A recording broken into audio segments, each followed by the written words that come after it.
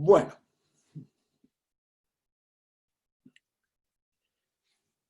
estábamos en la página 11 y seguiremos con la página 12. Seguimos con el tema de el lenguaje. En este momento vamos a ver un tema del lenguaje que es muy interesante, que es la expresión hacer la voluntad de Dios. Hacer la voluntad de Dios se entiende distinto en la mentalidad judía de la época que el entender moderno. En el entender moderno, que viene de la cultura griega, como habíamos dicho, eso indica que Dios de alguna manera dejó establecida su voluntad en alguna parte, en un código de vida o algo semejante, y nos indica que nosotros debemos accionar nuestra actividad de acuerdo a esa voluntad divina definida previamente. Es un dato dado. O sea, esto implica que esta comunicación que se genera viene desde arriba hacia abajo. O sea, Dios dejó expresada su voluntad, que es en el Decálogo, por ejemplo, y nos la da. Y nosotros tenemos que seguirla y acoplarnos a esa voluntad. Entonces, eso trae como imagen un Dios bastante alejado de la gente. O sea, la gente lo único que tiene que hacer es adecuar su comportamiento a esa voluntad divina que fue preestablecida quizás hace mucho tiempo atrás. De ahí viene ese refrán, ¿no es cierto?, tan conocido que nos dan, ustedes se acordarán de nuestras abuelas y todo, que dice que Dios nos pille confesado. ¿Lo han oído ustedes? Yo creo que todos lo hemos oído, ¿no es cierto? Bueno, ese es el asunto. O sea, el Dios lejano hizo un reglamento, dejó establecida su voluntad, para decirlo de alguna manera, y de ahí un día toca la campanilla, ¡plum!, ven tú. Ya, a ver, ¿hiciste esto? ¿No hiciste esto? ¿Te pillé confesado o no te pillé confesado? Entonces, la imagen que da en nuestro entendimiento de esta forma de pensar es bastante pobre para la imagen de Dios que sale en el Evangelio. Como que un Dios que nos está tratando de jugar a la adivinanza y nos va a tratar de pillar en cuanto pueda, qué sé yo, cosas de ese tipo, que no es la idea. Sin embargo, en el hebreo bíblico antiguo no era así. Porque la raíz hebrea del verbo hacer la voluntad de es la misma raíz del verbo agradar o hacer feliz a. E incluso proporcionar placer a. Nosotros hablamos en la clase pasada, ¿se acuerdan de que el hebreo, el idioma hebreo solamente escribe las consonantes? En esa época no escribía las vocales. Entonces había que entender la frase según el contexto. Entonces el contexto que uno ve, eso de hacer la voluntad de Dios en el Antiguo Testamento, ¿cierto?, es ese, el de agradar a o hacer feliz a, e incluso proporcionar placer a. Entonces el asunto es totalmente al revés.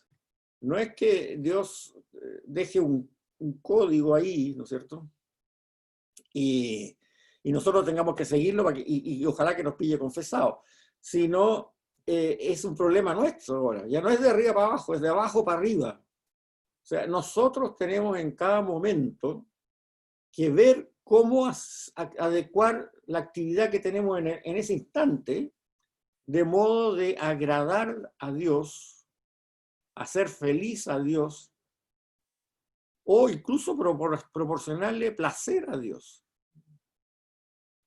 Entonces es de abajo para arriba la cosa. Y es un Dios mucho más cercano, porque eso significa un Dios que está viendo lo que nosotros hacemos y preocupado de que lo que nosotros hacemos sea para nuestro bien. Les voy a poner un ejemplo. Una mamá o un papá que en ese momento está haciendo alguna labor, por ejemplo, la mamá está haciendo el almuerzo en la cocina, por ejemplo cualquiera, un papá haciendo otra cosa también. Y resulta de que hay un niñito, un hijo, que tiene 1 año y medio, una cosa así, que ya gatea, que está empezando a pararse. Entonces, la mamá o el papá, según lo que estén haciendo, lo tienen en la misma habitación donde están ellos, para pegar una miradita, que el niño no se caiga porque está recién empezando a pararse, o gateando no llegue hasta la pared y meta el dedo en el enchufe, en fin, todas esas cosas que uno hizo acostumbradamente cuando tenía hijos chicos. Bueno, esa es la actitud que se refiere con hacer la voluntad de, o agradar a. O sea, esa mamá que en ese momento puede estar cocinando, o ese papá que en ese momento puede estar escribiendo algo, de cada ciertos minutos o segundos le pega una miradita al niño, a ver en qué está, sin desviar la atención de lo que está haciendo. Y al pegarle esa miradita, y el niño sabe que cada cierto número de minutos, segundos, qué sé yo, el papá o la mamá que están ahí en esa misma pieza haciendo otra cosa, le van a pegar la miradita. Entonces ya espera esa miradita el niño, la guagua. Y al esperar esa miradita, cuando la ve, le hace la gran sonrisa, para que diga, oye, qué bueno que me miraste, de nuevo. ¿Ah? Bueno, eso es más o menos, y con eso el papá o la mamá que está cocinando, o el papá que está leyendo un libro, se siente feliz porque el niño le hizo una sonrisa. Bueno, esa es la relación de hacer la voluntad de, o sea, agradar a. El padre o la madre que está pendiente de lo que hace su guagua para que no se haga daño, y que hay un diálogo de sonrisas entre medio que al padre o a la madre le hace muy feliz y al niño también. Ese es el sentido de hacer la voluntad de Dios. Le voy a poner otro ejemplo de guaguas también, ¿no? Porque también se entienden. Supongamos en época que no había estos encierros de pandemia. Una mamá o un papá tiene también su guagua ahí, 1 año, por ahí, 1 año y medio, y va a ir, y tiene que ir al supermercado a comprar, qué sé yo, lo que necesita para la semana, o al día, que es lo que sea. Entonces, esa mamá o ese papá va al supermercado, se despide con un cariño con el niño está feliz, y cuando está en el supermercado, ve que están vendiendo unos monos de peluches muy bonitos. Entonces esa mamá y ese papá se tienta con el mono de peluche y dice, bueno, le va a gustar mucho a Juanito, a la Juanita, no sé, a la guagua. Y compra el mono de peluche. Y se lo llega a la casa y se lo lleva y se lo muestra a la guagua, Juanito, a Juanita. Y Juanita se pone a saltar, está feliz con el mono peluche, bla, bla, bla, bla. Y queda muy contenta la guagua.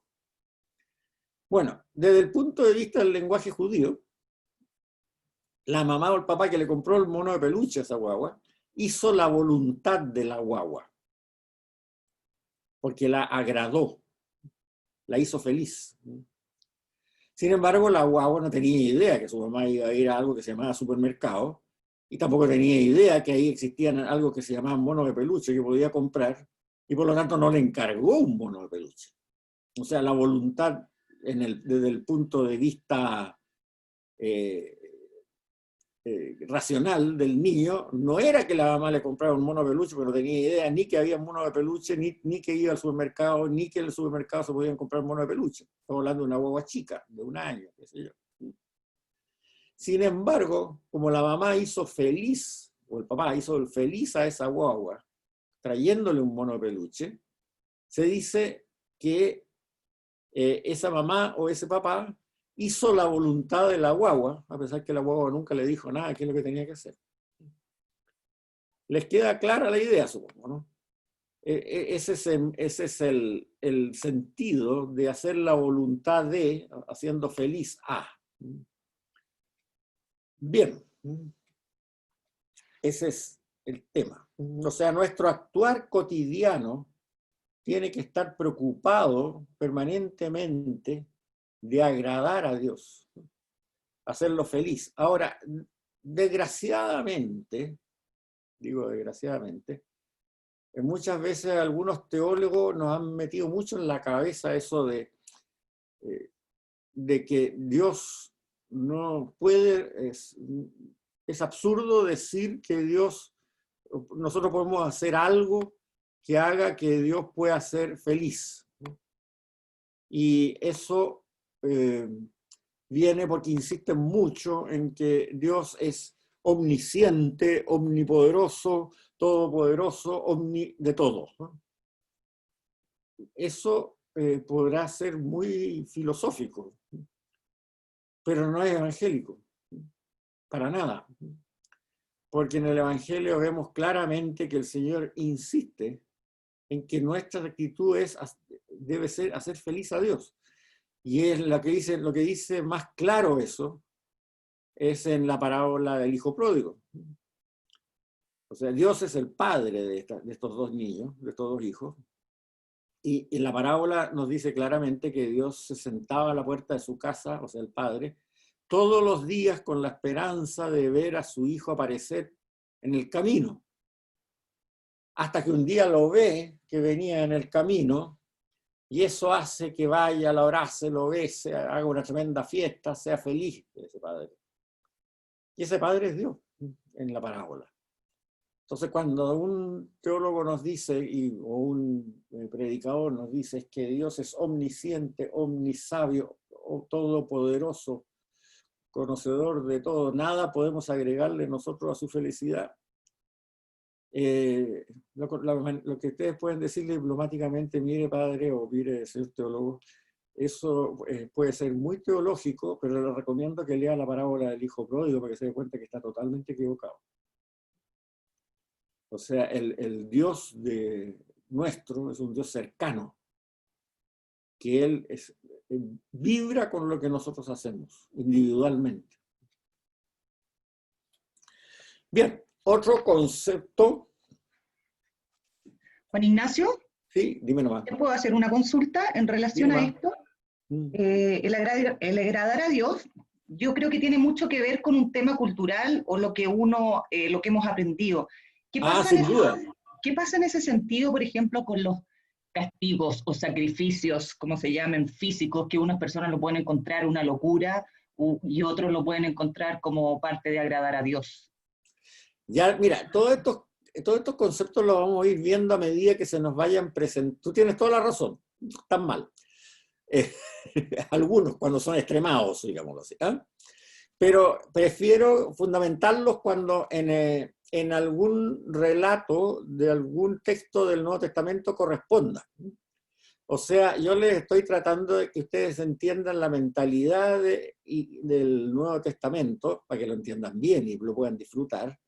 Y ese remedio se lo estoy dando en pildoritas, de a poco, porque saldría muy, no diría aburrido, pero muy denso ver todas las implicancias que ha tenido el olvidarse del lenguaje en que el Nuevo Testamento fue escrito, de golpe y borrazo al principio. Pero tú tienes razón, hay cosas ahí que vamos a ver cuando toque el tema que efectivamente están mal. Gracias. Desgraciadamente, y se nos han enseñado a veces estas cosas con mentalidad equivocada porque era la que existía hasta hace poco. Como les digo, ha avanzado mucho la ciencia bíblica desde la época de Pío XII con su encíclica Divina Flante Spiritus hasta ahora. Y eso lo vamos a ir viendo poco a poco. Otro concepto, entre paréntesis, un corolario de esto, de lo que acabamos de leer, de escuchar. La ley de Moisés, la Torá, en hebreo, que son el Pentateuco, digamos, que son los 5 libros de Moisés, se traduce como la palabra Torá, como la ley de Moisés. Y eso en realidad no es responsabilidad nuestra, desgraciadamente es responsabilidad de los propios judíos, que en el siglo II antes de Cristo, como lo vamos a ver en un rato más, hicieron una traducción de la Biblia del hebreo al griego, ellos, los judíos, o sea, es netamente judía, muy buena esa traducción que se usa hasta el día de hoy, del hebreo al griego. Y ellos tradujeron la palabra Torá por ley, nomos en griego. Y ahí viene que el Nuevo Testamento use también mucho la ley de Moisés, ¿no es cierto? La ley dice que, qué sé yo, etcétera, etcétera, etcétera. Y ahí da la impresión, mucho más de lo que fuera la realidad, de que el judío de la época del Señor era muy legalista, porque habla de la ley de Moisés, bueno, la ley que es legalista. Y eso va en contra del concepto que acabamos de ver de hacer la voluntad de, como agradará. Bueno, la traducción precisa de la palabra Torá, entendida en el contexto, porque acuérdense que se escriben solamente las consonantes en hebreo, la traducción precisa es enseñanza. O sea, la Torá hay que traducirla mental y al castellano entenderla siempre como la enseñanza de Moisés, no la ley de Moisés, es la enseñanza de Moisés. Y eso se ve bastante claro porque si ustedes leen los 5 libros del Pentateuco, van a ver que la parte legal prácticamente está circunscrita a 2 de ellos nomás, al Levítico y al Deuteronomio. Ahí están los códigos, efectivamente. Pero el resto hay mucha enseñanza práctica que no tiene nada que ver con preceptos legales. Entonces, piensen siempre, me gustaría que pensaran siempre, en el concepto de la Torá como la enseñanza de Moisés, a pesar que en la traducción judía de la Biblia al griego, del Antiguo Testamento, en la traducción de los 70, que se llama, que se hizo en el siglo II a.C., efectivamente pone nomos, que es nomos en griego, indudablemente significa ley, norma, de ahí viene norma, nomos. Pero el sentido original hebreo era distinto. Vamos al sabio ahora. Para nosotros el sabio es la persona que sabe muchas cosas. O sea, un personaje puede ser doctorado en astrofísica y es un sabio. Doctorado en astrofísica. Sin embargo, para el judío de la época, el sabio es alguien que tiene destreza, habilidad, ingenio para vivir cada detalle de su vida de acuerdo a la enseñanza de Dios. Si ustedes me preguntan cómo podemos entender esto del sabio hoy día, bueno, los que que sean contemporáneos míos, seguramente tuvieron una abuelita, o si iban al campo, había ahí una viejita de campo, que era una enciclopedia de refranes. Todos refranes que se habían formado de generaciones para atrás, que enseñaban lo que un judío de la época diría una sabiduría. Entonces el sabio es el que vive de acuerdo a esa sabiduría, o sea, a esas actitudes de vida de bien, y de bien de acuerdo a la enseñanza divina, que se ha ido recolectando por generaciones y generaciones para atrás. Como les digo, normalmente esas personas sabias originalmente eran una verdadera enciclopedia de refranes. En el campo se daba mucho eso hace años atrás, no sé si hoy día todavía se siga dando, pero se daba mucho, ¿no? Cuando yo era niño, eso de la sabiduría de los viejitos de campo, las abuelitas de campo. Sabiduría para todo, para comportarse, para tener recetas, para hacer sopaipillas ricas, para todo. Absolutamente todo. En la internet uno puede encontrar de repente libros de recopilaciones de refranes antiguos del campo chileno, que son realmente interesantes. Bueno, esas cosas se van olvidando, desgraciadamente. Las generaciones modernas, incluyendo nosotros, lo hemos ido olvidando poco a poco, y lo cual es mala cosa. Entonces, el sabio es el que sabe vivir en la práctica, tiene lo que llama en la Biblia una piedad práctica. Esa piedad práctica no tiene nada que ver con las prácticas de piedad que conocemos nosotros. Eso es otra cosa totalmente diferente. Las prácticas de piedad, que son muy buenas, nadie las discute, significa la costumbre de hacer ciertos ritos religiosos periódicamente. Por ejemplo, una práctica de piedad, muy recomendable por supuesto, es ir a misa en los domingos al menos, o quizás frecuentemente cuando se puede, cuando no estamos restringidos. O rezar el rosario en familia, una práctica de piedad muy conocida. Lo que aquí se habla como sabiduría es la persona que tiene una piedad práctica, no una práctica de piedad, una piedad práctica. O sea que él aplica en forma inconsciente, totalmente inconsciente, esa vida de bonomía aprendida de Dios en cada cosa que hace. Y sin, como les digo, fingir, sino que le sale solo. Como esas abuelitas que existían hace 50, 70 años atrás, ya sea en la familia, en el campo o en el barrio. Lo contrario, eso es tan así, que lo contrario del sabio no es el ignorante. Lo contrario del sabio es el necio. O sea, el que no sabe vivir. Puede ser una persona que también tenga un doctorado de astrofísica, que sepa muchas cosas, pero eso no lo hace sabio, porque no sabe vivir. No tiene esa piedad práctica. No sabe disfrutar de lo que Dios le da y no sabe transmitir ese disfrute tampoco. Y lo que Dios le da en forma minuto a minuto, como ser, que sea una bonita puesta de sol, o la naturaleza, o un bonito paisaje, o la sonrisa de la guagua. El que no sabe disfrutar de eso es un necio, que es lo contrario del sabio. Esta piedad práctica se expresa no es derivada de un culto, sino que se expresa en los quehaceres de la vida diaria. Y para poderla lograr, según el mensaje bíblico, la persona tiene que irse preocupando de entender bien lo que el medio donde él está, entendiéndolo de acuerdo a lo que Dios le dice. O sea, no es algo innato solamente, sino que la persona tiene que aprender a meditar su realidad y lo que lo rodea.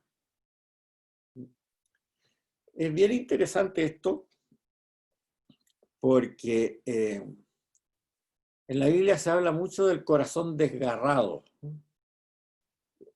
Eso lo vamos a ver muy bien cuando veamos el Evangelio de San Lucas. Está en el texto de los apuntes para el Evangelio de San Lucas, pero se los adelanto un poco. El corazón no era el lugar afectivo del cuerpo, donde se pensaba el judío como nosotros, que el corazón es el lugar, imaginamos, ¿no es cierto?, como el lugar donde está nuestra afectividad. Curiosamente, para el judío y para el semita de esa época, para el árabe y todo también, el lugar donde estaba la afectividad no era el corazón, sino que era el hígado. El hígado. ¿Y cómo se sabe eso? Porque se han encontrado escritos de canciones de cuna de la época en que la mamá le canta al niño: duérmete, duérmete, higadito mío. Entonces, bastante curioso eso. Pero bueno, así era. ¿Y qué es lo que era el corazón entonces?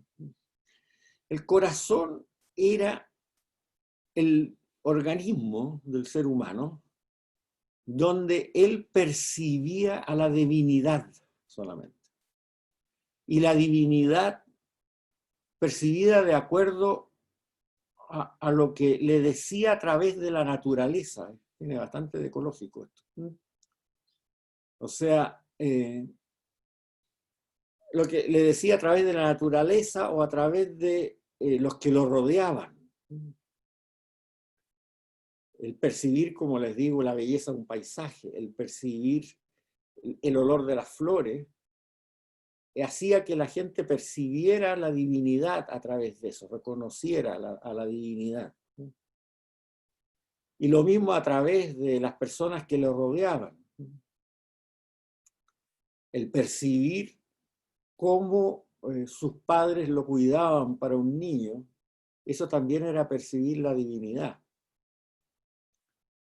Entonces, ¿qué es lo que era un corazón desgarrado? Un corazón desgarrado es el que mira pero no ve, el que oye pero no escucha. O sea, aquel que no percibe la divinidad a través de lo que lo rodea. No percibe la divinidad a través de una puesta de sol. No percibe a la divinidad a través del el olor de una flor, o del canto de un pájaro, o de la sonrisa de su hijo. En el fondo, el corazón desgarrado es el corazón de la persona que está amargada siempre, que no percibe lo que lo rodea. Y cuando el Señor dice que viene a curar a los corazones desgarrados, en el Evangelio de San Lucas, no es que venga a sanar a los que han sufrido penas, como las entendemos nosotros, ¿no? Penas. No, la persona puede ser, no haber sufrido ninguna pena. Viene a restablecer esa comunicación de Dios, de la divinidad, a través de la naturaleza y a través de la gente que le rodea a uno. Eso es muy interesante, lo vamos a ver bien a fondo con el Evangelio de San Lucas. Un ejemplito nomás. Una persona, por ejemplo, tiene un amigo. Y un amigo que se ocupa de él, que es muy simpático, muy agradable, buena persona, que está muy preocupado del protagonista. Pero el protagonista de esta historia no lo lleva ni a apunte. No lo lleva ni a apunte. Bueno, y resulta que el amigo de repente le da un infarto y se muere. Y ahí el protagonista de la historia se da cuenta todo el bien que le hacía esa amistad. Ahí, en ese momento, cuando se da cuenta, se sana del corazón desgarrado. Porque antes, cuando el amigo estaba vivo y no se daba cuenta todo lo importante que para él era esa amistad, ahí tenía el corazón desgarrado, porque no la percibía, no se daba cuenta que la divinidad, que Dios le estaba hablando a él a través del amigo y de todo lo que el amigo le daba. Tenía un corazón desgarrado, estaba bloqueado, no lo reconocía, no quería reconocerlo. Cuando el amigo muere, no es que ahí se le desgarra el corazón, todo al revés, ahí se le arregla el corazón desgarrado, porque reconoce todo lo que se perdió. Y por lo tanto, si reconoce todo lo que se perdió y si efectivamente se le arregló el corazón desgarrado, quiere decir que de ahí para adelante estará más atento a todo lo que Dios le manda a través de los amigos y a través de la naturaleza. ¿Les quedó más o menos claro o están totalmente perdidos? ¿No les quedó claro? Bueno, piénsenlo un poquito más y cuando veamos San Lucas me lo explico, me lo aclaran. Pero si quieren hacer preguntas en este momento, sí, pregunta, Mané. No sé cómo se hace para darte el... A ver, espérate, aquí crees. No, no era pregunta, era decir que quedó claro, perdón. Ah, ya, ok, listo, vale. Hecho, sigamos, porque tenemos que hacer hartas cosas todavía. Ese era el sabio. La cabeza y el cuerpo. Es otro concepto que entendemos mal y que San Pablo lo usa mucho y en la carta a los Colosenses, y de ahí para adelante también lo usan mucho, muchos predicadores. Nosotros estamos acostumbrados, cuando nos hablan cabeza y cuerpo, la relación, para decir con respecto a una sociedad o algo por el estilo, es que la cabeza manda al cuerpo. Por eso decimos que el presidente es la cabeza de una sociedad, o el presidente de la República es el presidente del Estado, ¿no? El presidente de Chile, o que el general es la cabeza del ejército, porque es el que manda.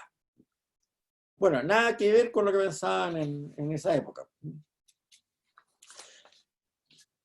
Porque nosotros atribuimos eso, cuando San Pablo dice que Cristo es la cabeza de la iglesia, que es su cuerpo, pensamos inmediatamente que Cristo es el que manda en la iglesia. Y no es así, porque si Cristo mandase en la iglesia, no habrían pasado todas las barbaridades que han pasado en la iglesia a lo largo de la historia. Entonces, ¿cuál es la relación que se entendía en ese momento entre cabeza y cuerpo? La cabeza no es la que manda el cuerpo, sino la cabeza es el órgano al que a través de ese órgano el cuerpo se alimenta. O sea, y eso es bastante entendible. ¿Y por qué bastante entendible? Porque uno come a través de la cabeza y uno respira a través de la cabeza. Entonces, la cabeza es lo que nos alimenta. No es la que nos dirige, es la que nos alimenta. Y cuando San Pablo dice que Cristo es la cabeza de la iglesia, lo que está diciendo es que la iglesia tiene que alimentarse a través de Cristo y tiene que respirar a través de Cristo. No que Cristo mande a la iglesia. Sería re bueno. No habrían pasado muchas cosas que pasaron. Sino lo que dice es que la iglesia tiene que respirar a través de Cristo y tiene que alimentarse a través de Cristo. No se puede alimentar ni respirar a través de otra ideología.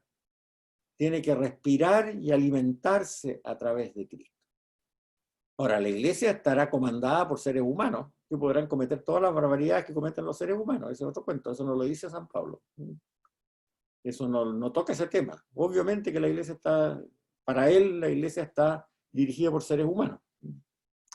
Pero lo importante es que la iglesia respire a través de Cristo y se alimente exclusivamente de Cristo. Eso es un punto muy, muy importante. El amén. El amén para nosotros es condicional. Así sea. Ojalá. No.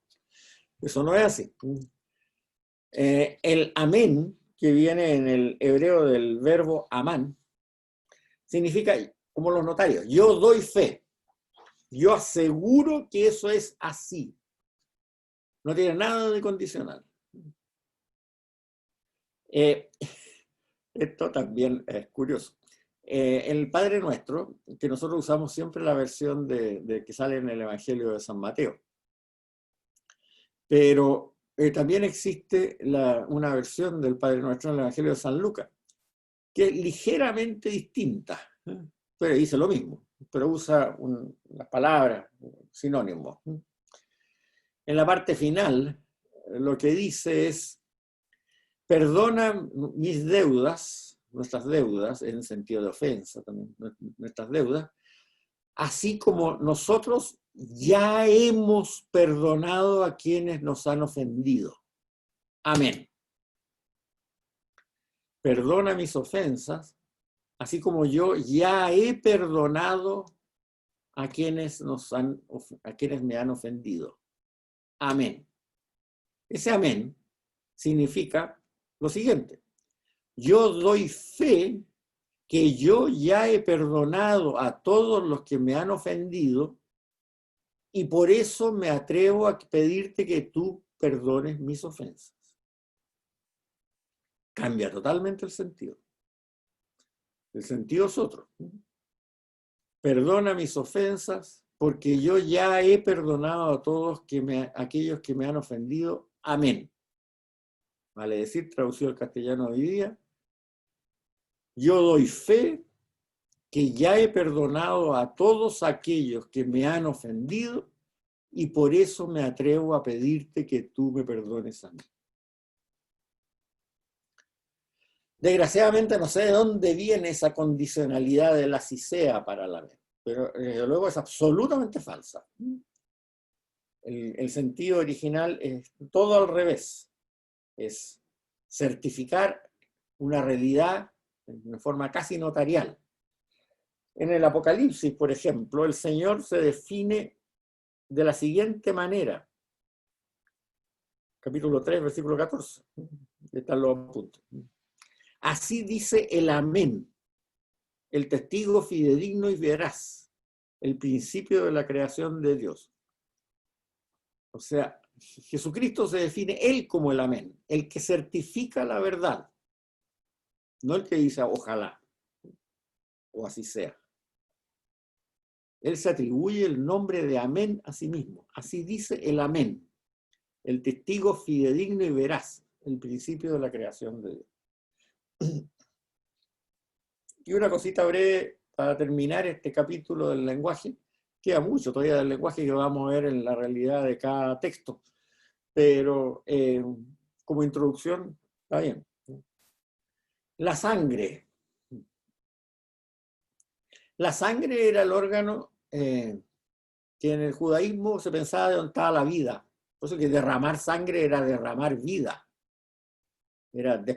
Y derramar sangre a la tierra era ya un pecado atroz, porque era botar la vida a la tierra, como dijéramos, casi a la basura, una cosa así. Es el pensamiento. Dentro de lo que nosotros vemos en el lenguaje hoy día, sería traducible por la sangre equivalente al alma. No es exactamente el alma, pero lo más cercano a nuestro entendimiento es que el alma estaba en la sangre, porque la vida estaba en la sangre. Por eso que en la última cena el Señor consagra el pan como su cuerpo y el vino como su sangre. Y en la Eucaristía originalmente, y en muchas iglesias se hace, con las iglesias orientales sobre todo, se hace en forma permanente, se comulga con las dos especies, con pan y vino. Y eso significa que se está comulgando el cuerpo y el alma de Cristo. No es el cuerpo y la sangre, el cuerpo y el alma de Cristo. Vale decir, la globalidad de Cristo como ser. Bueno, eso, al no entenderlo así, nosotros hemos perdido un poco esa imagen. Pero eso es lo que está detrás. Cuerpo y sangre, ¿por qué cuerpo y sangre y no cuerpo y otra cosa, digamos? ¿No? Cuerpo y, no sé, y corazón, o lo que fuera. Bueno, muy simple, porque la sangre era el alma. Entonces es cuerpo y alma, eso significa la Eucaristía. El ser global, el ser completo de Cristo. Bien, vamos ahora al capítulo siguiente, que ese se los mandé en estas 4 paginillas que les mandé en el último mail.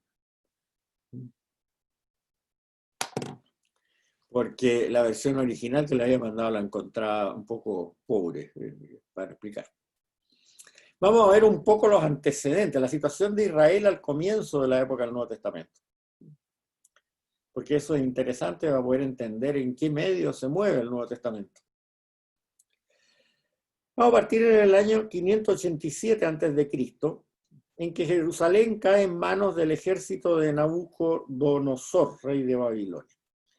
Y destruye totalmente Jerusalén y destruye totalmente muchas ciudades. En las típicas guerras de dominio que se hacían en esas épocas y se siguen haciendo ahora también, en realidad no ha variado mucho la cosa.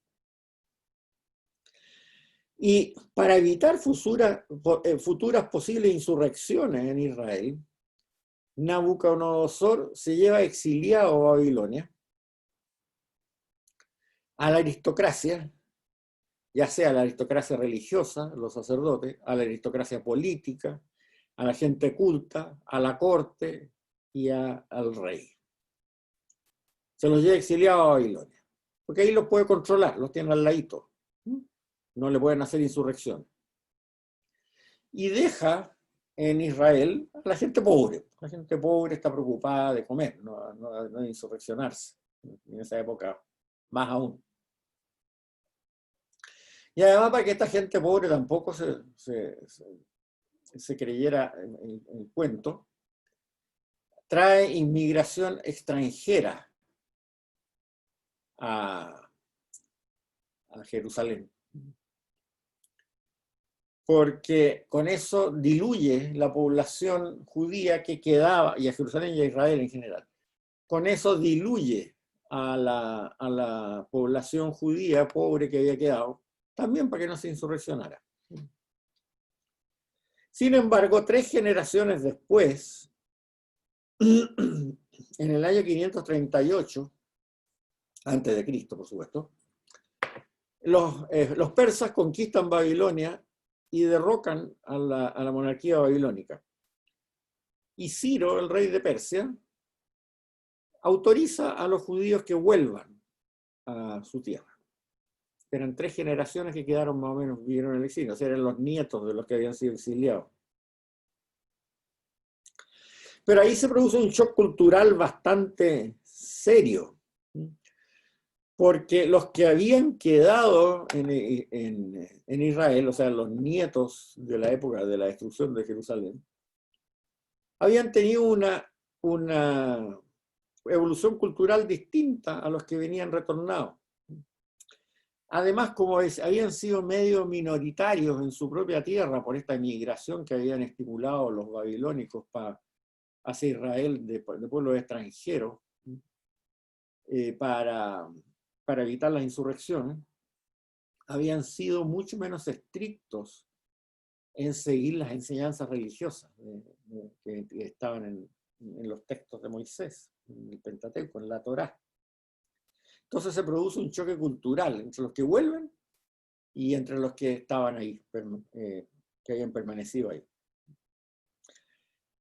Finalmente, en pocos años después, 20 años después más o menos, en el año 515, se vuelve a inaugurar el templo de Jerusalén, un templo ya muy pobre con respecto a lo que había antes, pero que ya permite instaurar la religión y la liturgia en una forma normal, pudiéramos decirlo de esa manera. Pero en el año 458 a.C., o sea, ya 120 años después que habían permitido el repoblamiento, que los judíos de Babilonia volvieran a Israel, llegan ahí 2 personajes que se llaman Esdras y Nehemías. Ambos tienen un libro propio en el Antiguo Testamento. Esdras era un sacerdote que adopta el cargo de sumo sacerdote en este templo reconstituido, y Nehemías era un gobernador enviado por la Cancillería persa. Y el problema que encuentra Esdras es que los que habían permanecido no exiliados, o sea, la gente pobre, esta que había permanecido en Israel, se habían casado con mujeres extranjeras propias de esta inmigración que habían traído los babilónicos. Lo cual era bastante lógico, porque era lógico que si de repente Juanito de aquí se podía enamorar de la vecina y casarse con ella. Y la vecina no era judía, sino que era, qué sé yo, amonita. Y eso obviamente estaba prohibido en la Torá. Porque como la madre, en esa época todavía existía poligamia, y como la madre era la que educaba a sus hijos, si la madre era extranjera, no la iba a educar en la Torá, sino en la religión propia de su país. Y eso para los judíos era inadmisible. O sea, el hijo de judío tenía que ser judío y observar la Torá de Moisés. Entonces, Esdras se le ocurre una idea que es de lo más cruel que hay. Les leo lo que dice el libro de Esdras, ahí ustedes lo tienen también, esta cita. Entonces Secanías, hijo de Yehiel, descendiente de Elam, tomó la palabra y dijo a Esdras: hemos sido infieles a nuestro Dios al casarnos con mujeres extranjeras de los pueblos paganos. Pero todavía hay esperanza para Israel. Nos comprometemos con nuestro Dios, fíjense bien, a despedir a todas las mujeres extranjeras y a los niños que hemos tenido con ellas, según decías tú, Esdras, y los que respetan los preceptos de nuestro Dios. Cúmplase la norma. Levántate, que este asunto es competencia tuya como sumo sacerdote y nosotros te apoyamos. Actúa con energía. El sacerdote Esdras se puso de pie y les dijo: han pecado al casarse con mujeres extranjeras, agravando la culpa de Israel. Ahora den gracias al Señor, Dios de nuestros padres, y cumplan con su voluntad separándose de los pueblos paganos y de las mujeres extranjeras. Toda la comunidad respondió en alta voz: haremos lo que nos dices, pero somos muchos, y en época de lluvias no hay quien resista la intemperie. El problema no se resuelve en un día ni en dos, porque somos muchos los que hemos cometido ese pecado.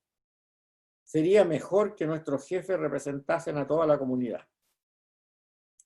Los ciudadanos que se hayan casado con una extranjera se presentarán cuando los llamen, juntos con los concejales y jueces de cada pueblo, hasta que apartemos la cólera de Dios que hemos provocado con tal conducta.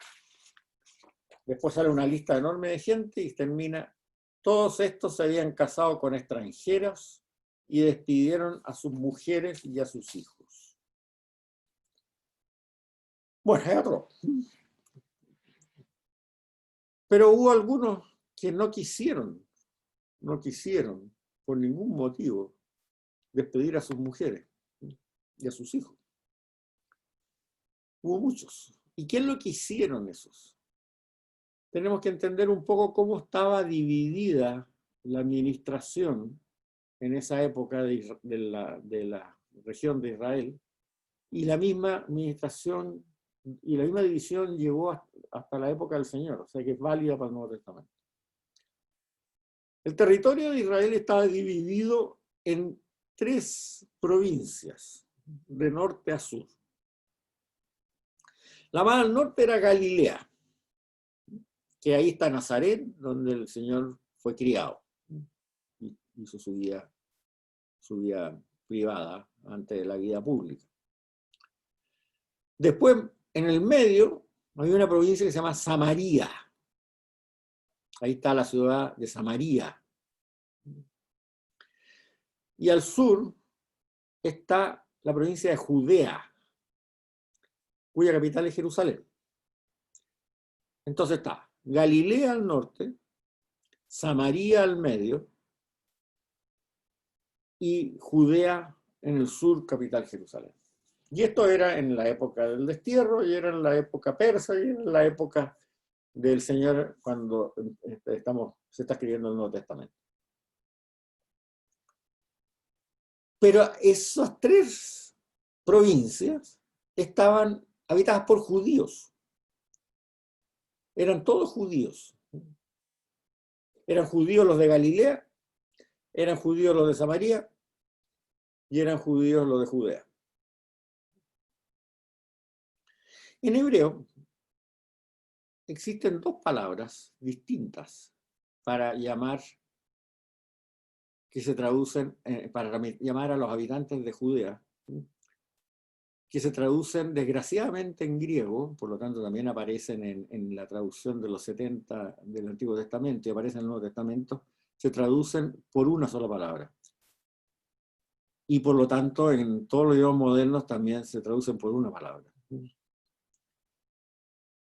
Y son 2 conceptos distintos. El judío es el descendiente de Abraham y que practica esa religión. Ese es el judío. Puede ser galileo, puede ser samaritano, o puede ser de Judea. Y el habitante de Judea se ha propuesto de llamarlo, en las traducciones modernas de la Biblia, sobre todo en inglés, como judeano, para distinguir entre el judío, que es el descendiente de Abraham, y que puede haber vivido en Galilea, como el Señor, o haber vivido en Samaria, o haber vivido en Judea, para distinguir el judío del que habitante de Judea. Han propuesto la idea de llamar judeano al habitante de Judea. Entonces, en inglés se diría Judeans. Judío de Galilea, el Galileo. judío de Samaria, el samaritano. Judío de Judea, el judeano.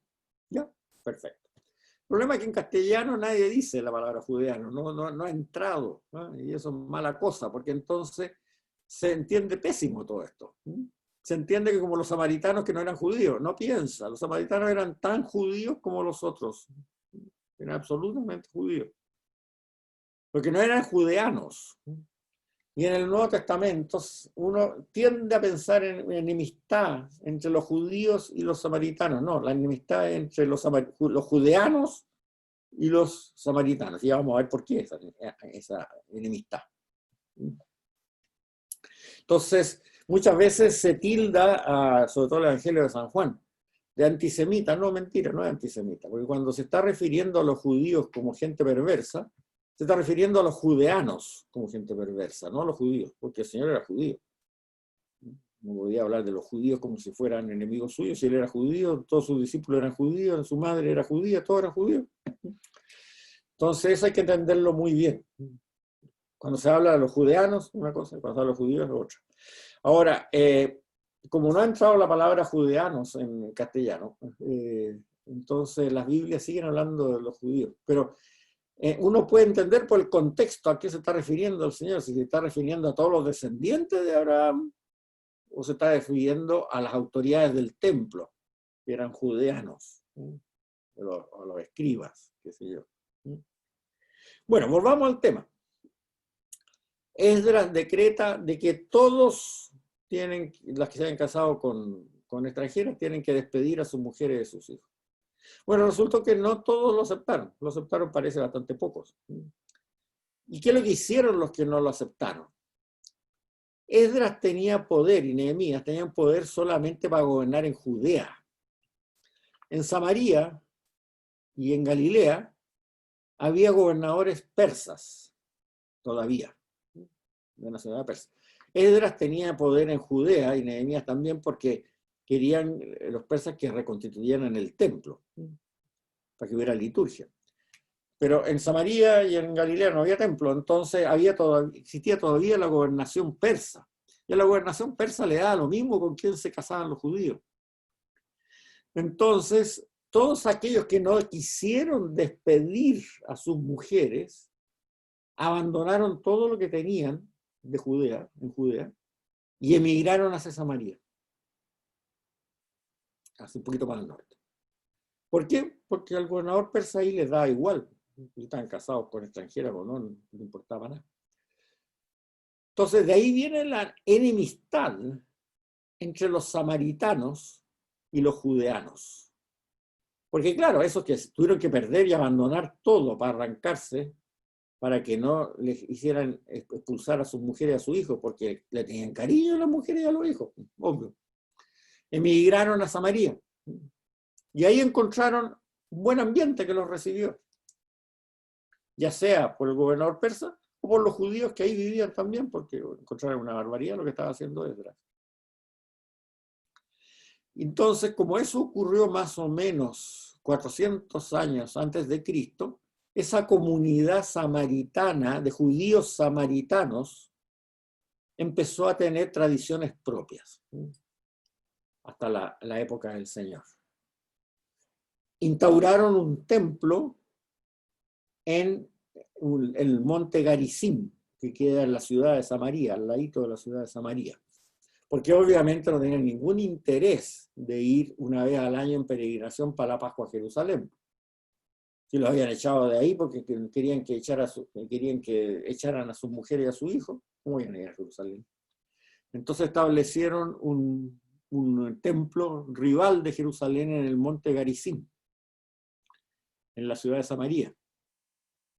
Templo que existió hasta la época de Cristo. Y hasta la destrucción de Israel por los romanos en el año 70. Era mucho más pobre porque eran gente pobre, pero ese templo existió. Y además tuvieron una versión de la Torá, del Pentateuco, un poquitito arregladita, porque suprimieron esos versículos del Antiguo Testamento que dicen que el único lugar para adorar a Dios es en Jerusalén, en su templo. Eso lo echaron fuera. porque ellos entonces tuvieron su templo propio en Samaria, en el monte Garizim. De ahí la enemistad entre samaritanos y judeanos. Pero ojo, entre samaritanos y judeanos, porque los samaritanos son tan judíos como los judeanos, igual que los galileos, son tan judíos como los samaritanos y los judeanos. Eso hay que tenerlo muy claro. Lo interesante en este caso es que cada vez que en el Evangelio sale una imagen de una discusión o una relación entre samaritanos y judeanos, como en la parábola del buen samaritano, o el relato de la mujer samaritana en el pozo, que le da agua a beber al Señor en el pozo, qué sé yo, etc.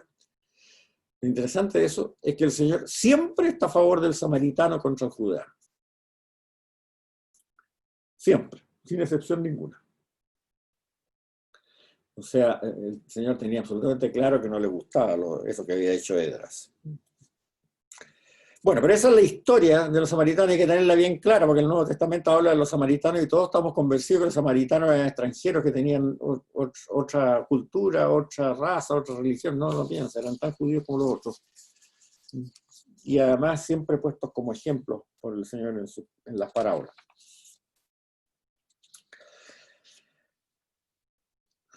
Ahora, no todos tampoco volvieron de Babilonia y se empezó a crear lo que se llama una diáspora, o sea, unas comunidades fuertes de judíos que vivían en el extranjero. Ya lo vamos a ver eso más adelante.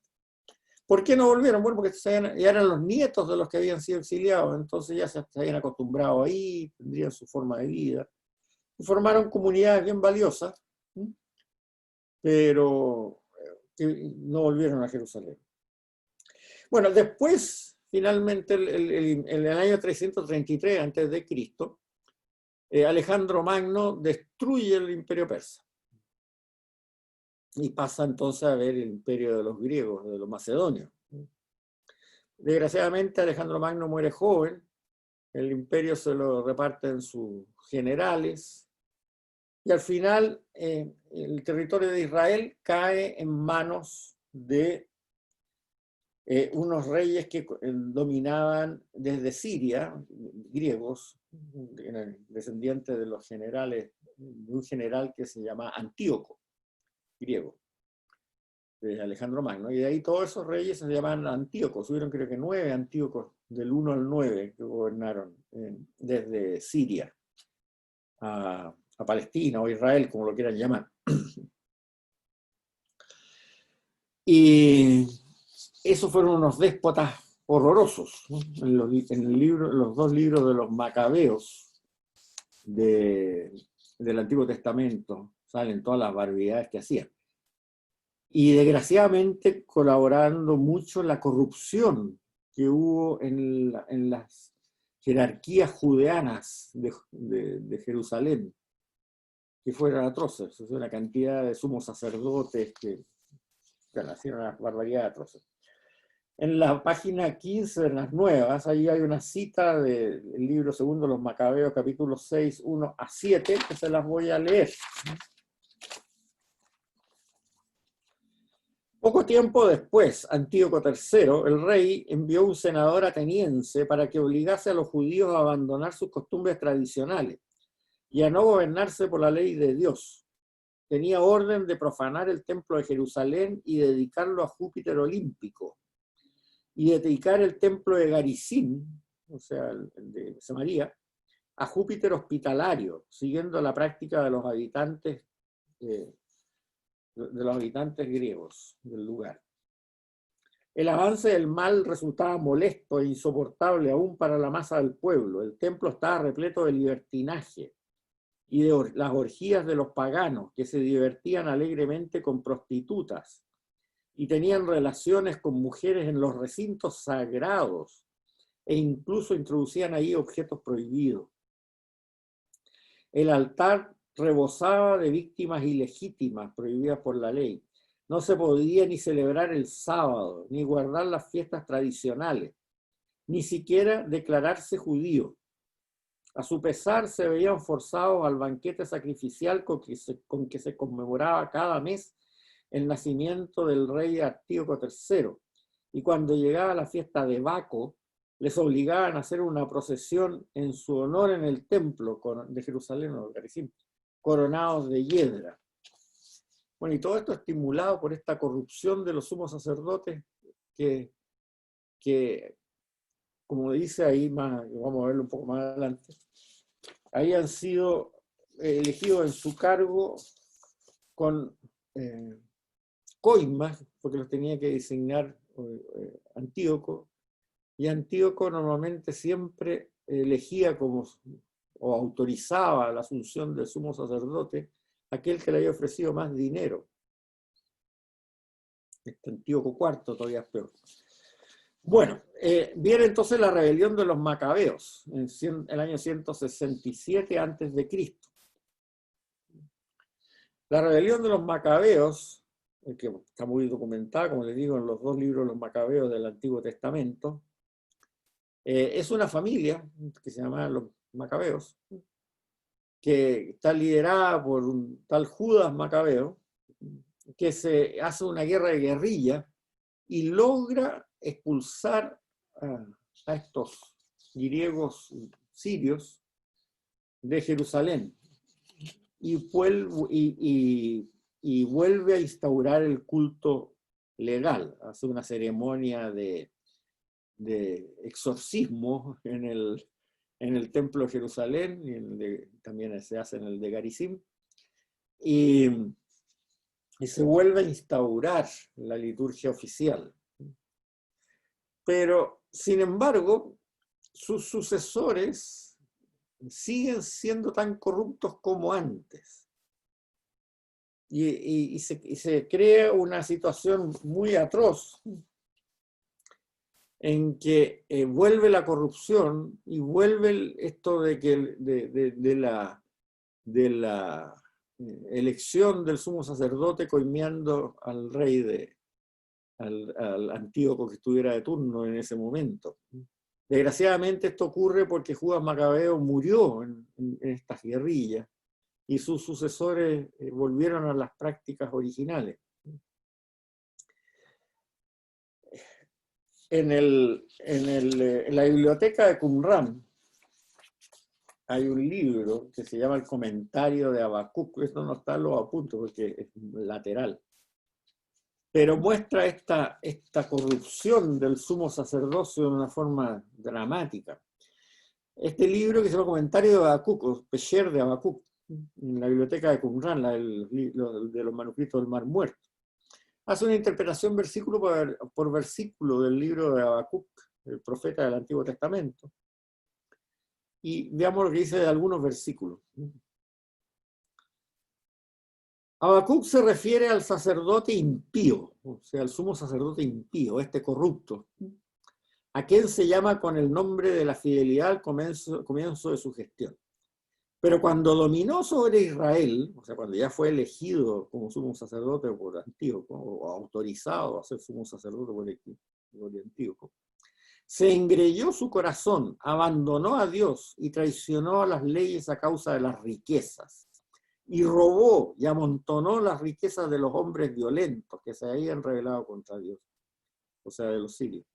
Y cogió las riquezas públicas, añadiendo sobre sí un pecado grave. Y cometió actos abominables en toda clase de impureza inmunda. Los sumos sacerdotes postreros de Jerusalén amasaban riqueza y botín del pillaje de los pueblos.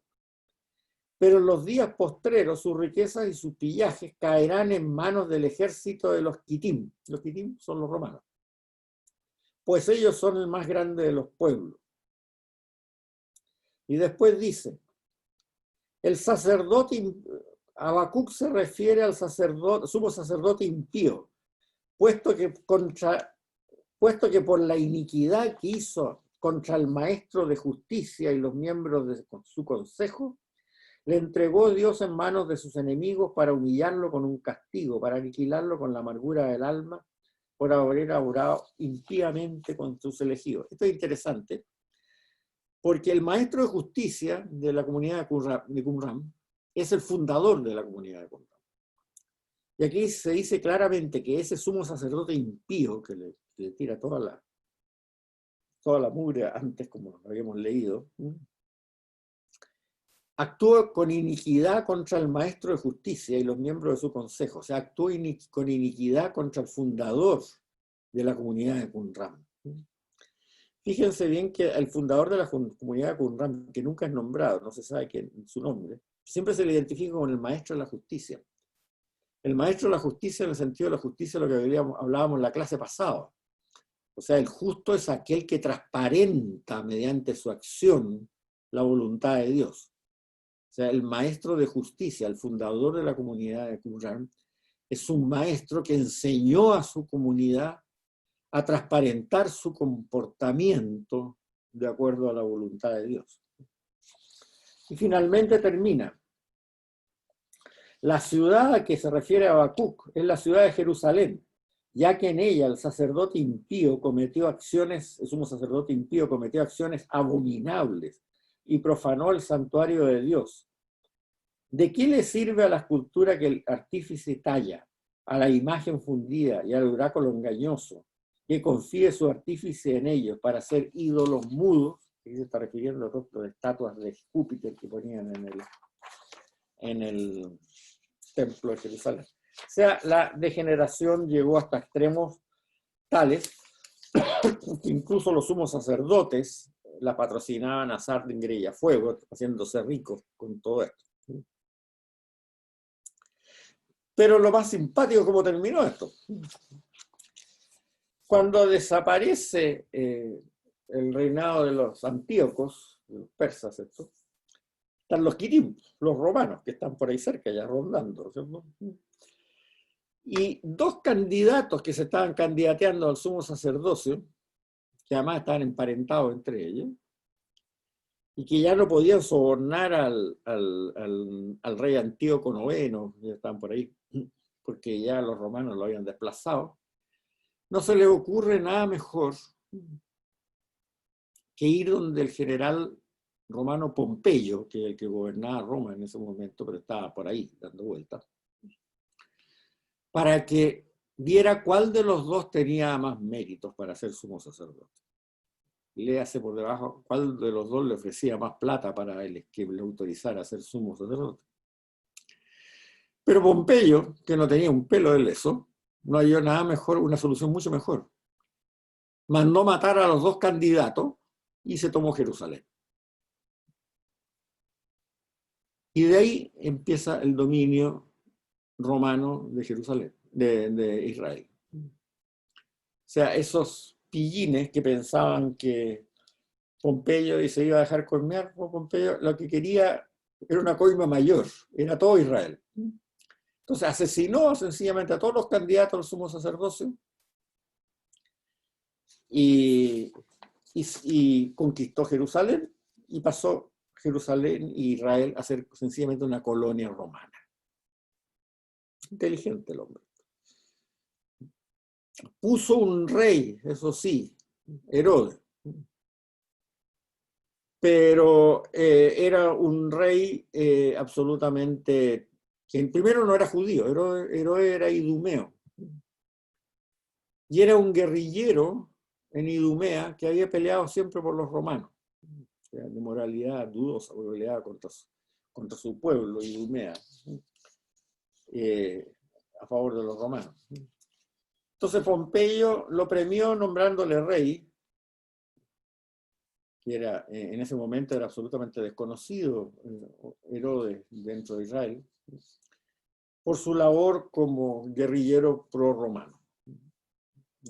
Mandó matar a los que querían tener poder y puso a Herodes.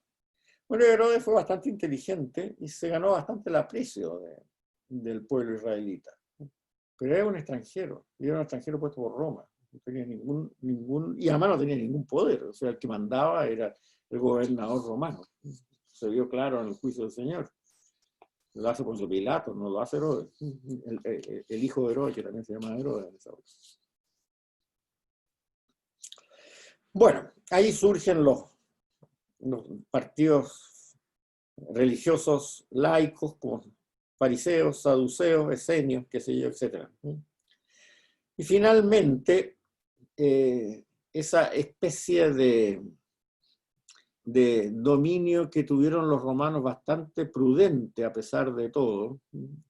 En la época de Julio César, incluso Julio César firma un acuerdo con los líderes religiosos judíos de eximir a los israelitas a adorar al emperador en el día de su cumpleaños, echarle incienso a la estatua del emperador. Porque Israel era el único pueblo monoteísta que tenía el Imperio Romano. Los demás pueblos no tenían mayor problema en echarle incienso a la estatua del emperador y adorarlo, porque tenían tantos dioses que uno más le daba lo mismo. Pero el pueblo de Israel era monoteísta, exclusivista. Entonces, Julio César, que también era tan inteligente como su antecesor Pompeyo, se dio cuenta que había que eximir a los judíos de adorar al emperador en el día de su cumpleaños echándole incienso a su estatua, porque cada día de su cumpleaños iba a tener una revolución. Entonces, firma un acuerdo con esa exención. La religión judía pasa a ser una religión tolerada en el Imperio Romano. ¿Y cómo se sabía el que era judío? Bueno, las sinagogas llevaban un registro de los que eran judíos. Eso era todo. Pero los sucesores de Pompeyo y Julio César no fueron tan inteligentes. Y en la época de Calígula y Nerón, no sé, estamos hablando por el año 50, 60 después de Cristo, les dio de nuevo con poner estatuas de Zeus, Júpiter, que hicieron en el templo, y eso provocaba la revolución de Jerusalén en el año 70, que duró hasta el año 130, después de Cristo ambos, y que significó la destrucción total de Israel. Y ahí los romanos, en la época de Vespasiano y Tito, no tuvieron perdón con nadie. Sencillamente se destruyó Jerusalén hasta los cimientos, se destruyó Samaria, se destruyó en toda la ciudad, lo vamos a ver cuando toque en el curso, y forzó el exilio, ya forzado por todos lados, de los judíos de su territorio. Incluso los que pillaban los mataban, o sea, los que pillaban los mataban, no tuvieron ninguna piedad los romanos. Y eso para evitar, evidentemente, que otros pueblos tuvieran el mismo ejemplo que tuvo Israel, de insurreccionarse. No, con nosotros nadie se insurrecciona. Esa era no hay insurrectos, dijeron los césares, ¿no? Y la destrucción que hicieron Vespasiano y Tito fue tremenda. Así que el año 70 se acabó la independencia de Israel hasta 1948. Y eso ya es historia que lo vamos a tener después.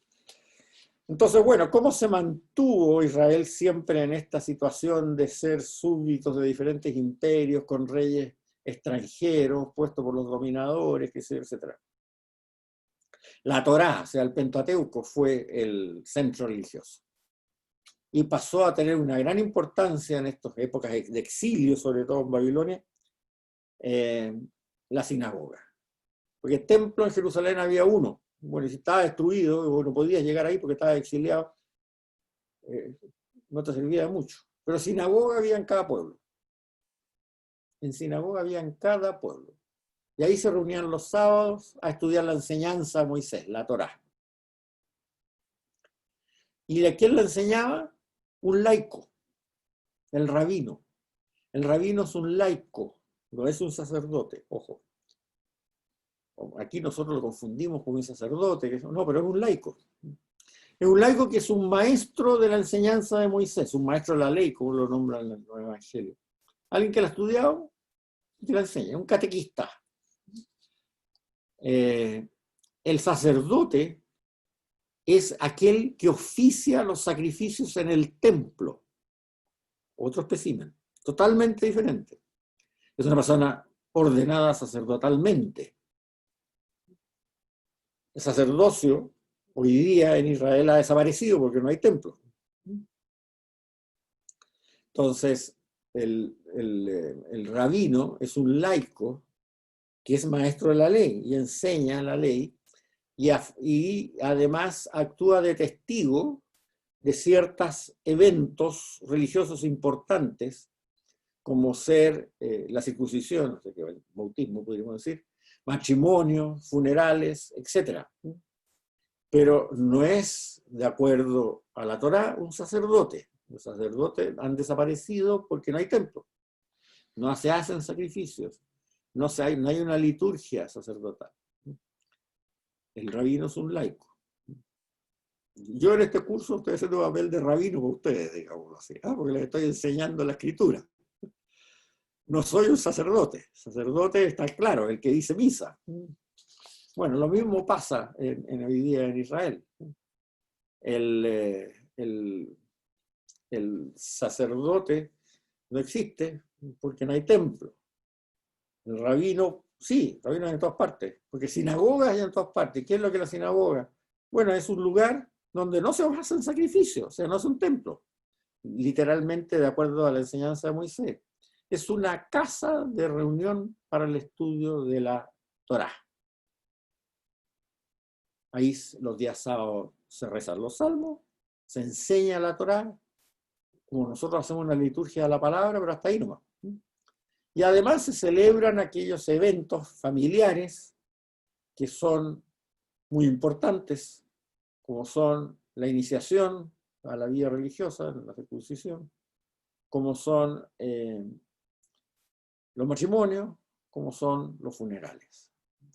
Los preside el rabino.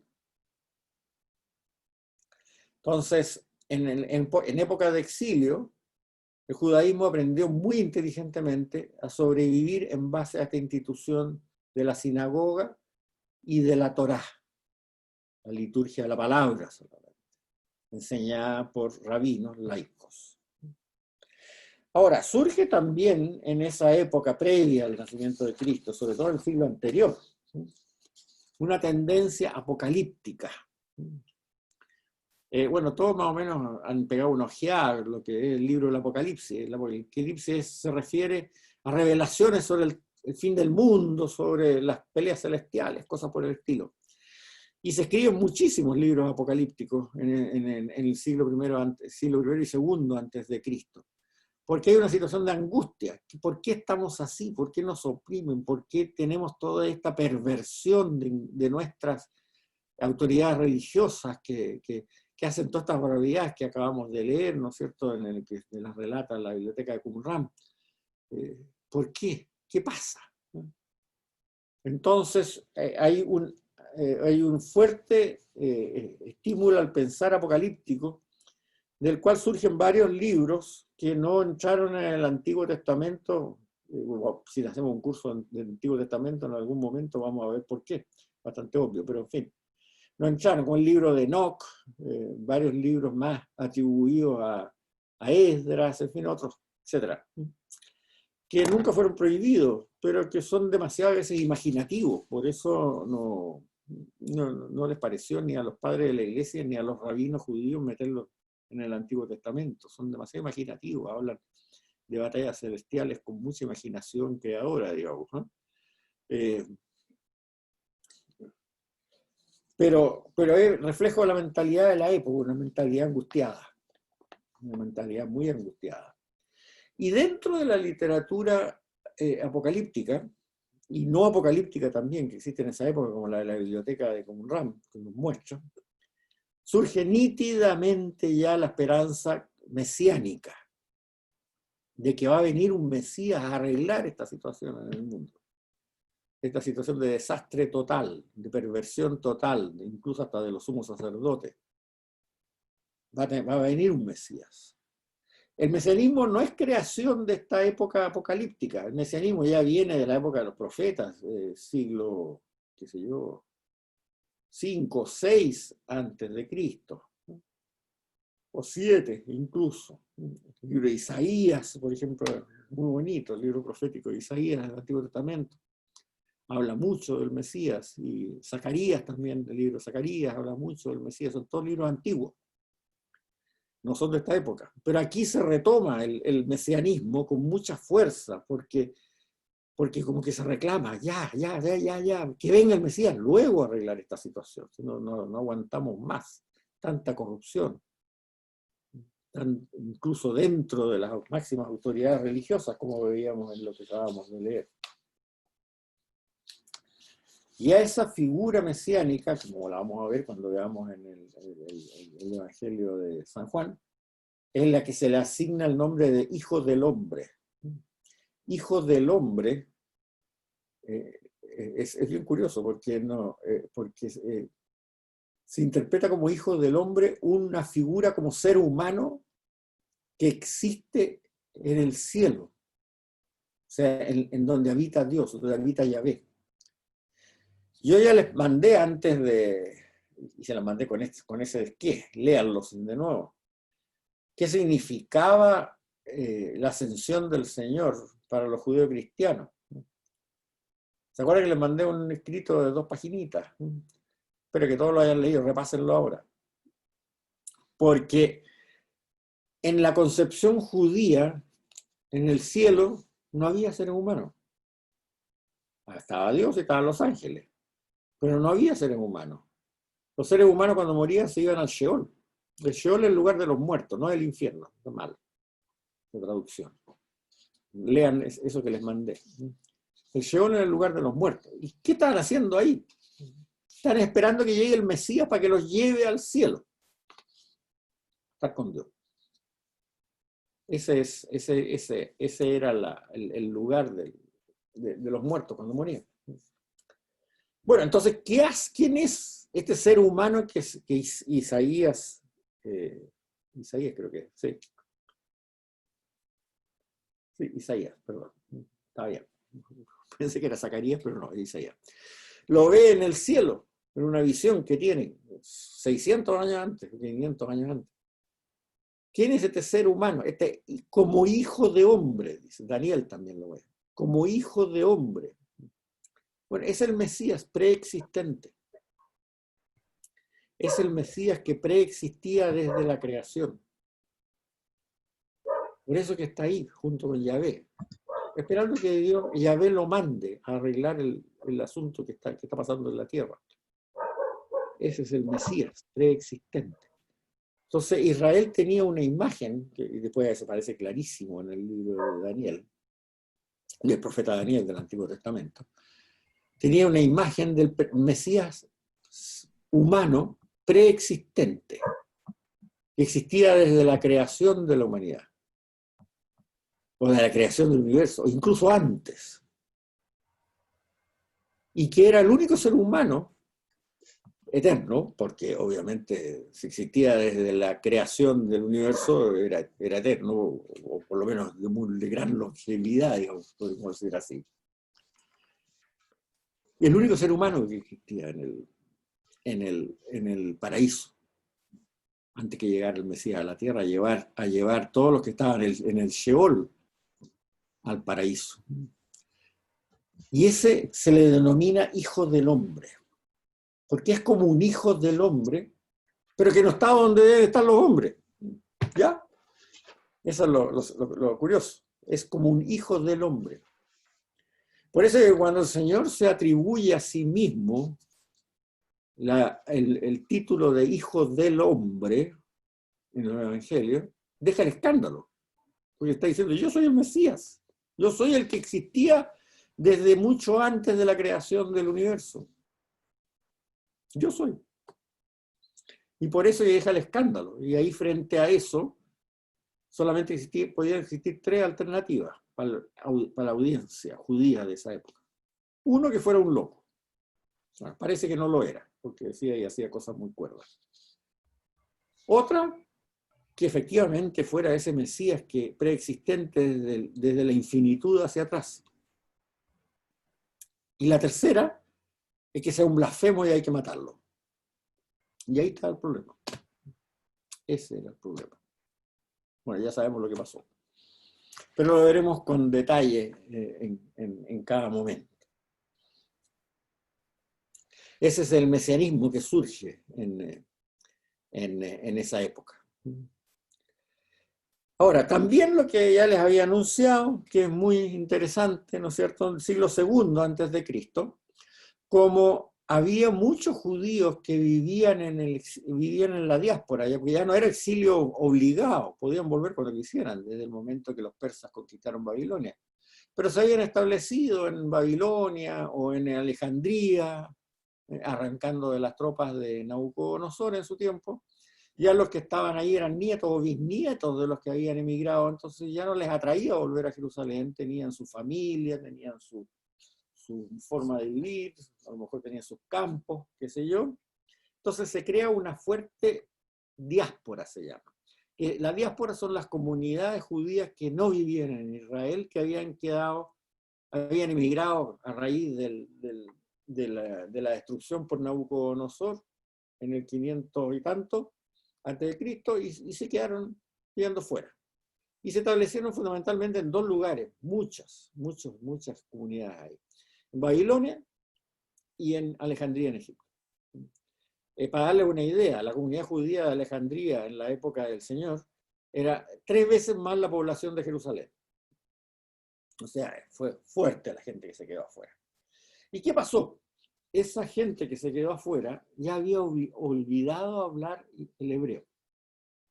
Eran judíos, seguían yendo a la sinagoga, todo lo demás, haciendo todo lo mismo. Pero habían olvidado el hebreo. Y como habían olvidado el hebreo, les era muy difícil estudiar la enseñanza de Moisés, la Torá. Entonces, 200 años antes de Cristo, se hace una traducción de la Biblia hebrea, lo que nosotros llamamos el Antiguo Testamento, al griego.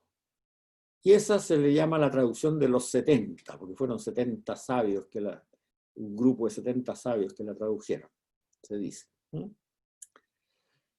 Y esa es una Biblia judía, en griego, hecha 200 años antes, entre 100 y 200 años antes de Cristo. Pero que la iglesia naciente la usó mucho. Porque cuando San Pablo empezó a predicar fuera de Israel, o sea, a los paganos no podían leer un Antiguo Testamento en hebreo, digamos, que no entendían nada, pero sí entendían griego. Entonces, San Pablo, al predicar en las comunidades paganas, siempre usó esa traducción, la traducción de los 70, la traducción judía al griego. Por eso que tuvo mucha importancia en la iglesia cristiana primitiva. Pero esto crea, y aquí termino, sí, termino, ya es hora, que hay dos grupos que se van formando, ¿no?, de judíos fieles a la Torá. El hebreo, el judeano, en torno a Jerusalén, y el de la diáspora, que usa la traducción griega, que empiezan a agarrar características un poco distintas, porque el judeano es mucho más estricto. Mira con mucha desconfianza a todo lo extranjero, porque le puede corromper su imagen religiosa, su fe. Muy negativo hacia el pagano. Y por supuesto negativo también a los samaritanos, que están en un lugar intermedio entre estos dos grupos. En cambio, el judío de la diáspora, helenista, ¿cómo se llama helenista? Porque ya habla griego solamente, y usa la traducción de los 70 del Antiguo Testamento, es mucho más abierto, porque convive con gente de cultura griega y se da cuenta que la gente de cultura griega tiene también cosas muy buenas. O sea, la cultura, la religión de griega la considera un desastre, eso está bien, eso no tiene ningún problema con los otros judíos. Pero la cultura griega es admirable en muchos sentidos, ¿no? O sea, es una persona que va al teatro a ver las obras teatrales de Eurípides, de Sófocles, que además lee seguramente sin culto también a Aristóteles, y encuentra cosas muy interesantes ahí. Entonces el judío helenista, el judío de la diáspora, es mucho más abierto que el judeano. Y ese judío de la diáspora sigue siendo muy religioso, y sigue como tiene la herramienta de la Torá traducida, y la Torá y todos los libros del Antiguo Testamento traducidos al griego, sigue muy religioso, pero su mentalidad es abierta. ¿Y en qué se nota fundamentalmente? Y aquí terminamos, sí, no les lateo más. El judeano no hace proselitismo. La ley de Moisés, la Torá, es para los judíos. Punto. En cambio, el judío de la diáspora, como tiene amigos que son de otras religiones y que además considera muy interesante la cultura el griega, como le digo, el arte sobre todo, no si la religión, pero el arte sobre todo, trata de hacer proselitismo, trata de llevar conversos a este judaísmo más abierto. Esa es la gran diferencia. Y eso es un punto que se va a tocar San Pablo magistralmente, que lo vamos a ver cuando vemos San Pablo. Bueno, hasta aquí llegamos. Me alargué menos que la otra vez. No sé si alguien quiere hacer una pregunta. Abran sus micrófonos, los que quieran. Ignacio, ¿Sí? físicamente, ¿qué vendría a ser hoy en día el templo que hablan en la Biblia y el Garizim? No, Garizim son ruinas en este momento. El templo de Garizim son ruinas, cerca de la ciudad de Samaria. Era una pared nomás. Sí, es bien poco. Ahora, el templo de Jerusalén, en la explanada del templo donde van ahí en ese muro de los lamentos, y la explanada de arriba donde está el templo. Ahora, desgraciadamente,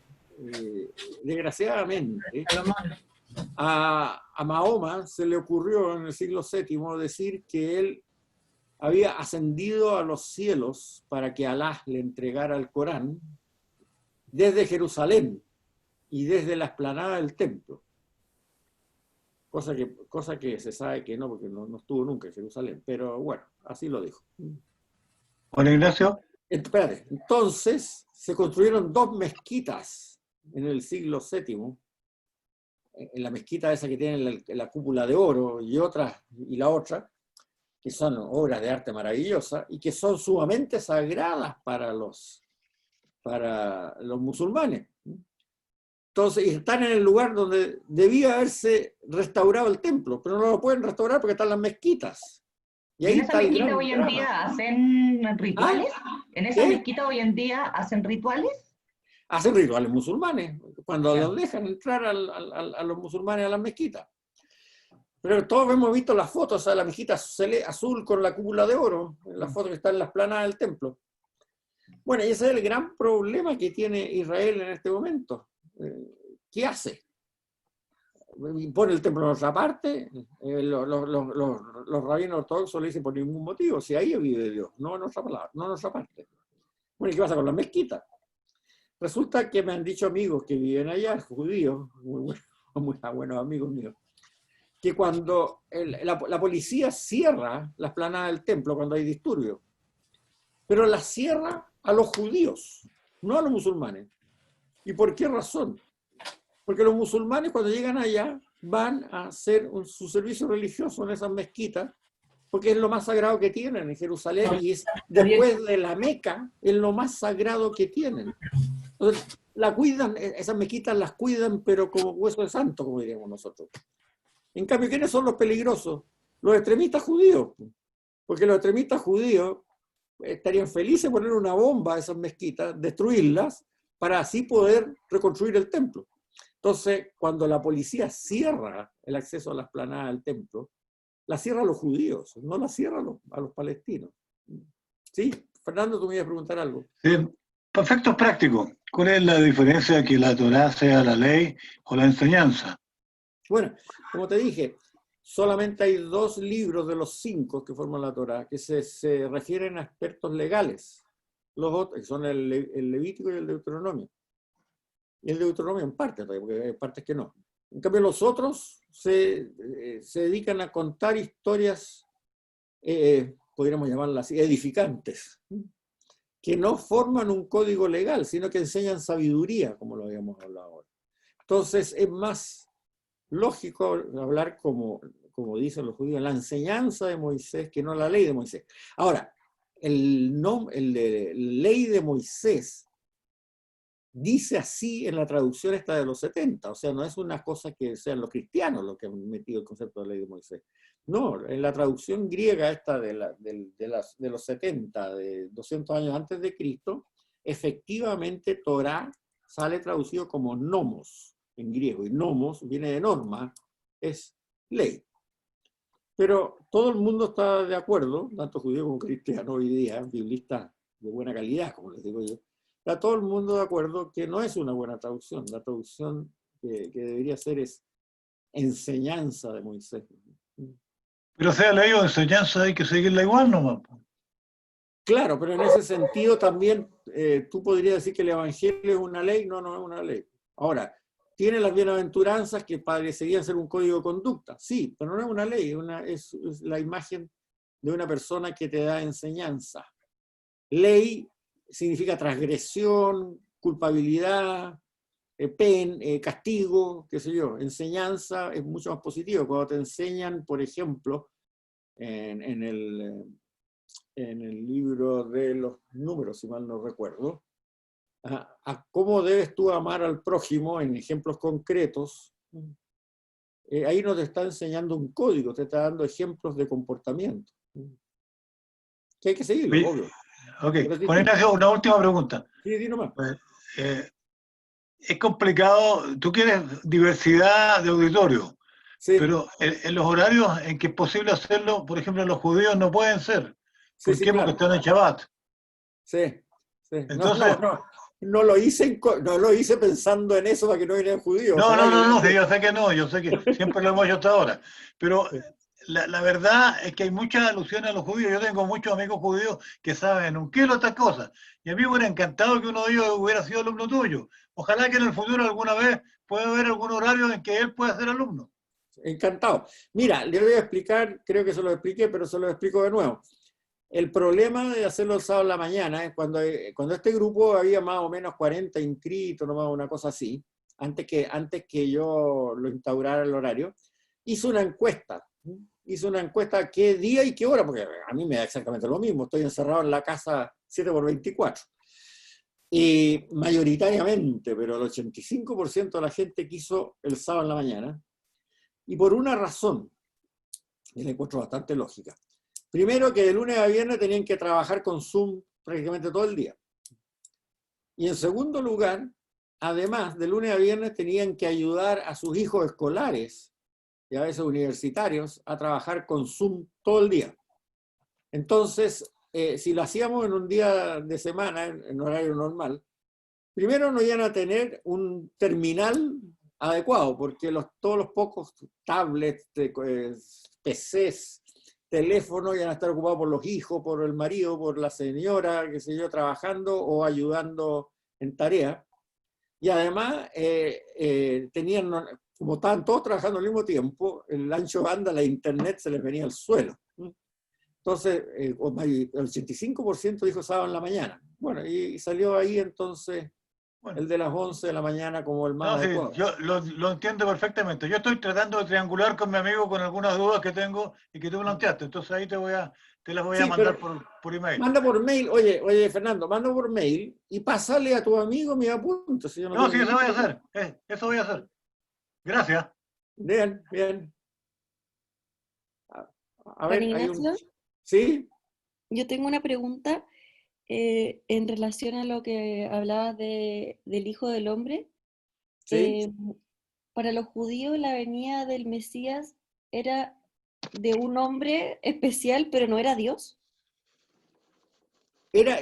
Bueno, no lo tenían muy claro, ¿no? Y yo creo que para el principio los apóstoles tampoco lo tenían muy claro. O sea, poco a poco fueron aprendiendo durante esos 3 años de contacto con el Señor de qué se trataba la cosa, ¿no? Es evidente que no era una cosa, como te diría yo, tan fácil de decir a primer momento. Pero en la imagen del Hijo del Hombre, sobre todo en el libro de Daniel y en el libro de Enoch, no te olvides que Daniel es parte del Antiguo Testamento, Enoch no, pero el de Daniel es bien claro también. Es un ser humano de características divinas preexistentes y tan longevo como Dios, porque es preexistente desde la creación del universo, por lo menos. Ahora, la esperanza que ellas tenían de lo que ese Mesías hiciera en ese momento es distinto, ¿no? Eso es otro cuento. Porque ellos lo que esperaban es que liberara a Israel de todas las barbaridades que estaba viendo, digamos, de toda esta corrupción, de todos estos dominadores que los explotaban, en fin, todo esto que hemos hablado hoy día. Y que instaurara efectivamente un reinado de Dios, como dice Isaías, en esta tierra, es un reinado de justicia. Entonces, tenían una imagen de un ser humano divino, preexistente desde el momento cero, digamos, podemos decir así, que iba a poner orden en el mundo, que iba a liberar a Israel de los denominadores y que iba a instaurar un reino de paz. Perfecto. Iba a durar 1000 años, también dicen. 1000 años es un número grande, hermano, no quiere decir la fecha, pero ahí viene una creencia medio milenarista que se llama, pero significa un reino de paz desde Sion, o sea, desde el templo de Jerusalén. Si ustedes leen las lecturas, la primera lectura de las misas de Adviento, vayan a sus misales o vayan al internet y búsquenlo, se lee siempre Isaías, que habla de esa profecía de cuando el Mesías venga. ¿Se acuerdan que ya no habrá más enemistad? Que el león comerá hierba, que el niño meterá la mano en el nido de la víbora y no le pasará nada. ¿Se acuerdan un poco de las lecturas, de las primeras lecturas de las misas, en general, de todos los días del Adviento, pero también principalmente de los domingos? Ese es el reino mesiánico. O sea, donde ya habrá paz, no solo paz entre los seres humanos, sino paz en la naturaleza, en la ecología, en todo eso. Tiene bastante de ecológico. ¿Preguntas?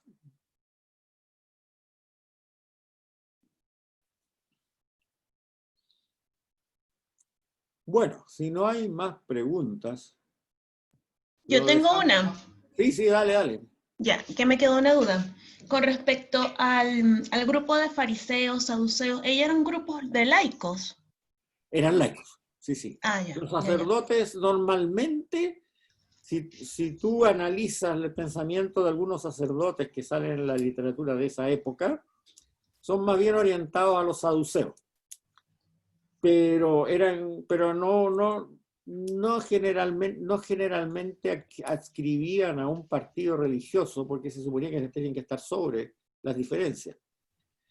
Pero los partidos religiosos eran laicos. Ya, perfecto. Y con respecto a cuánto tiempo pasó desde que decía que era desde el año 70, cuando Israel se volvió como a restablecer. ¿Hasta qué año fue? ¿Desde qué? ¿Hasta dónde? No. El año 70 después de Cristo llegaron los romanos y destruyeron todo por las insurrecciones que tenían entre el año 70 y el año 135, y ahí se destruyó todo. O sea, ahí tuvo que salir todo arrancando los que sobrevivieron, porque hubieron más de 1 millón y tanto de muertos que mataron los romanos en ese momento. En ese sentido, Nabucodonosor fue bastante generoso porque exilió a los otros. Aquí los romanos no exiliaban a nadie, lo mataban a todos, ¿no? Entonces, desde el año 70 desapareció Israel como territorio judío. Incluso Jerusalén desapareció del mapa. La destruyeron entera hasta los cimientos. Y Israel surgió en 1948, cuando se creó el Estado de Israel a raíz del término de la Segunda Guerra Mundial. Ya, perfecto. Muchas gracias. De nada. Bueno, siempre queda la posibilidad de que me manden preguntas por email, ¿eh? Pero como ustedes quieran. Bueno, parece que no hay más preguntas, entonces quedaríamos hasta aquí. Yo les agradezco mucho